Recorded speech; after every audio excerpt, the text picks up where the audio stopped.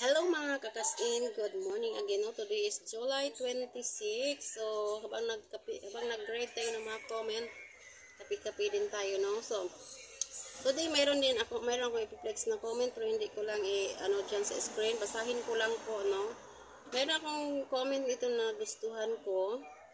Ayan, from Lovely Kabunganay.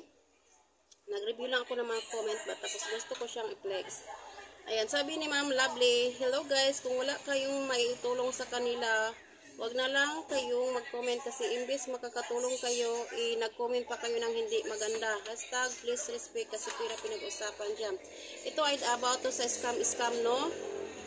So, itong message ni Ma'am Lovely, may sumagot po sa message ni Ma'am Lovely na sabi dito, at Lovely Kabunganay, gihimo naman good nilang scam serye ante.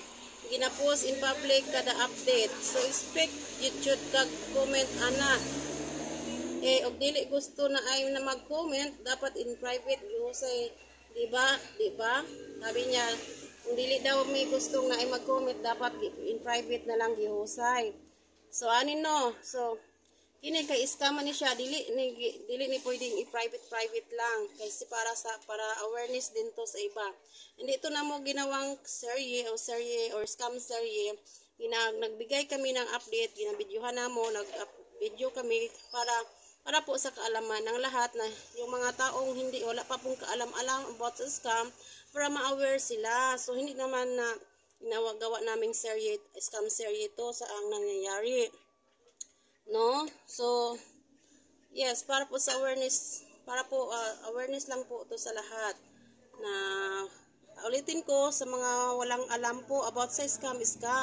Kung kayo ay may alam na kayo sa scam, thanks God, dahil may alam na kayo about sa scam. Yung mga walang alam about sa scam, kawawa naman kung sila mabiktima sila ang mabibiktima sa susunod. So, itong ginagawa namin, pinapakita namin, ginapublic namin para po sa kaalaman ng lahat lang po. Ganun lang po. Okay, so thanks for the comment. Follow for more videos. Bye!